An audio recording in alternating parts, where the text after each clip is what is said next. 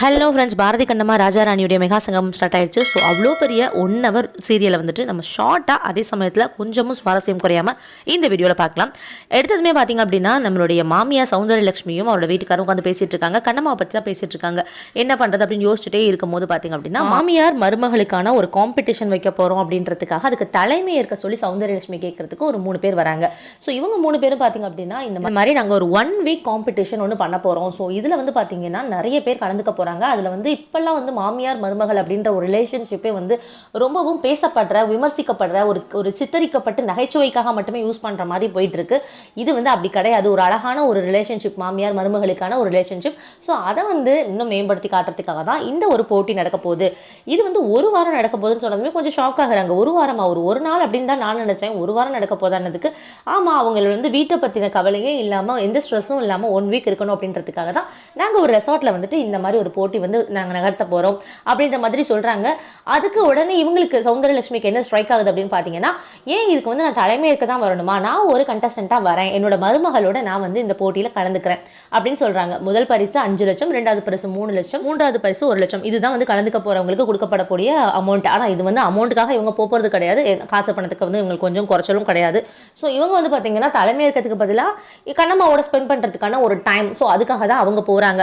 So இவங்க அப்படி சொன்னதுமே வந்து பார்த்தீங்க அப்படின்னா எல்லாரும் ஷாக் ஆகுறாங்க. வீட்டில் அகில் ஷாக் ஆகுறாரு, அவங்க அப்பா ஷாக் ஆகுறாரு, எல்லாரும் ஷாக் ஆகுறாங்க. பட் அகில் வந்துட்டு என்ன சொல்கிறாரு அப்படின்னா, அம்மா இது சரிப்பட்டு வருமா அப்படின்ற மாதிரி கேட்குறாரு.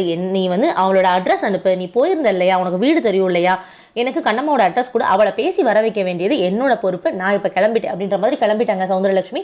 நேராக போயிட்டு கண்ணம்மா வீட்டுக்கு தான் போகிறாங்க. ஸோ அதுக்குள்ளே பார்த்தீங்கன்னா ராஜா ராணி காட்டுறாங்க. ஸோ ராஜா ராணிலாம் இதே ஒரு நியூஸை பேப்பரில் படிக்கிறாரு. வீட்டில் உள்ள அந்த மாமனார் படிக்கிறாரு. ஸோ அவர் படிச்சுட்டு சரவணனை கூப்பிட்டு சொல்கிறாரு, சரவணா அந்த மாதிரி வந்துட்டு ஒரு ஃபங்க்ஷன் ஒன்று நடக்க போது, இது பயங்கரமான ஒரு போட்டி போல இருக்குது, இது வந்து நம்ம கண்டிப்பாக கலந்துக்கணும். ஏற்கனவே மாமியார் மருமகளுக்கு இங்கே பயங்கரமாக பிரச்சனை போயிட்டுருக்கு. இந்த டைமில் இவங்க 2 பேரையும் ஒரு பெஸ்ட் மாமியார் மருமகள் அப்படின்னு சொல்லிட்டு நம்ம காட்டிட்டோம் அப்படின்னா இதை விட இந்த வீட்டில் வந்து ஒரு பெரிய விஷயமே நடக்காதுன்ற மாதிரி தான் எனக்கு தோணுது. ஸோ கண்டிப்பாக போகணுன்னும் போது 1 வீக் அப்படின்னு சொன்னதுமே இந்த மாமியார் அம்மா பார்த்தீங்கன்னா, அச்சோ 1 வீக்கெல்லாம் வர முடியாது, கடையெல்லாம் போட்டுட்டு வீட்டில் உள்ள எந்த வேலையும் இல்லாமல் 1 வீக் நம்ம போய் அங்கே உட்காந்துருக்க அளவுக்கு அவ்வளோ நம்ம ஃப்ரீ கிடையாது, அதெல்லாம் முடியாது அப்படின்ற மாதிரி. இதெல்லாம் ஒன்றும் கதைக்கே ஆகாது. நானே சொல்கிறேனே, அவள் ஒன்றும் நல்ல மருமக கிடையாதுன்னு. இதுக்கு மேலே நீங்கள் வந்து போய் அங்கே போய் நீங்கள் போட்டியில் வின் பண்ணி தோற்று போய் இப்படி தான் தெரிஞ்சுக்கணுமா அப்படின்ற மாதிரி கோவமாக எந்திரிச்சு போயிடுறாங்க. ஸோ அதுக்கப்புறம் பார்த்தீங்கன்னா, என்னடா இப்படி போயிட்டாங்க, சரி பார்க்கலாம், பேசி பார்க்கலான்ற மாதிரி தான் பேசிகிட்டு இருக்காங்க. இந்த சைடு பார்த்தீங்கன்னா சௌந்தரலட்சுமி கண்ணம்மாவோட வீட்டுக்கு வந்துடுறாங்க. கண்ணம்மா மேலே வந்துட்டு ஒரு துணி காய போட்டுட்ருக்காங்க. அவங்கள பார்த்தது பயங்கர ஷாக். ஸோ ஷாக்கோட என்ன பண்ணுறாங்க அப்படின்னா, வேகமாக கீழே இறங்கி வந்து அவங்க வீட்டுக்கு வராங்க. ஸோ அந்த டைமில் சௌந்தரலட்சுமியும் வராங்க. முதலாக உங்கள் வீட்டுக்கு நான் வந்திருக்கேன், என்ன ஒரு வார்த்தை கூட உள்ளவான்னு கூப்பிட மாட்டியா அப்படின்ற மாதிரி கேட்குறாங்க. ஐயோ அத்தை வாங்க அப்படின்ற மாதிரி கூப்பிடுறாங்க. ஸோ உள்ளே போனதுக்கப்புறம் சௌந்தரலட்சுமி பேச ஆரம்பிக்கிறாங்க. ஃபஸ்ட்டு பேசும்போதே வந்துட்டு எடுத்ததுமே இந்த மாதிரி ஒரு போட்டி இருக்குது, இதுக்கு வந்து நீ கலந்துக்கணும் அப்படின்லாம் பேசாமல் கொஞ்சம் அவங்க வந்துட்டு அவங்களுக்கு உடம்பு முடியாமல் போனது அதை பற்றிலாம் பேசுகிறாங்க. பேசிட்டு அப்படியே மெதுவாக ஆரம்பிக்கிறாங்க. ஸோ ஹேமா பாப்பா என்கிட்ட வந்து சொன்னா அப்படின்ற மாதிரி கண்ணம்மாவும் சொல்கிறாங்க. அதுதான் உனக்கு சொல்லாமல் அவள் எதுவுமே பண்ண மாட்டாளே அப்படின்ற மாதிரி பேசிகிட்டே இருக்கும்போது, எனக்காக நீ ஒரு ஹெல்ப் பண்ணுறியா, எனக்காக இது ஒன்று மட்டும் பண்ணுறியா அப்படின்ற மாதிரி கேட்குறாங்க. என்ன நீங்கள் சொல்லுங்கள், முடிஞ்சால் நான் பண்ணுறேன் அப்படின்ற மாதிரி சொல்கிறாங்க. சௌந்தரலட்சுமி வீட்டை சுற்றி பார்க்குறாங்க. இவ்வளோ குட்டி வீட்டில் இருக்காங்க அப்படின்ற மாதிரி பார்க்குறாங்க.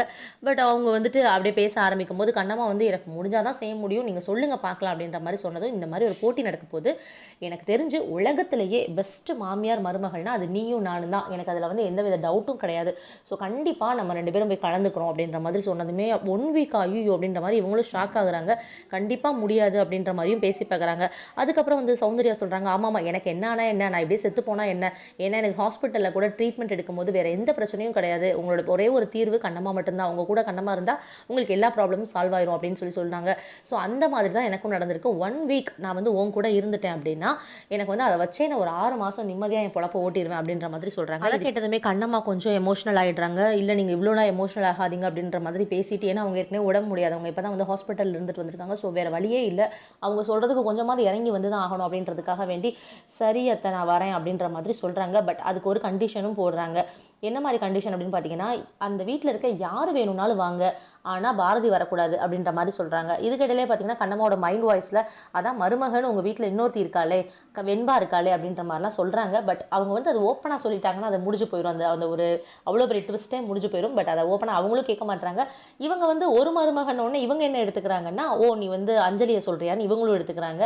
இவங்க மைண்டில் வெண்பான்ற கேரக்டர் வந்து அவங்க வீட்டில் மருமகளோ யாருமே கிடையாது. ஸோ அடுத்த மருமகனாலே அவங்க அஞ்சலியை தான் நினைப்பாங்க. ஸோ இவங்க வந்து இப்படி சொல்கிறாங்க, அவங்க அப்படி நினைக்கிறாங்க. ஸோ இப்படி தான் போயிட்டுருக்கு. எப்போ வந்து வெண்பா அவங்க மருமக இல்லைன்னு தெரியுதோ அப்போ வந்து அடுத்த ட்விஸ்ட் வந்துட்டு நம்ம கண்ணம்மா லைஃப்பில் இருக்கும். ஸோ அந்த மாதிரி பேசிகிட்டு இருக்கும் போது எனக்கு வந்து எத்தனை மருமகள்கள் இருந்தாலும் நீ தான் என்னோட பெஸ்ட் மருமகள் அப்படின்னு சொல்கிறாங்க. கண்டிப்பாக நீ வா, நம்ம வீட்டுக்கே வந்துடு அப்படின்ற மாதிரி பேசிட்டு அங்கேருந்து கிளம்புறாங்க சந்தோஷமாக.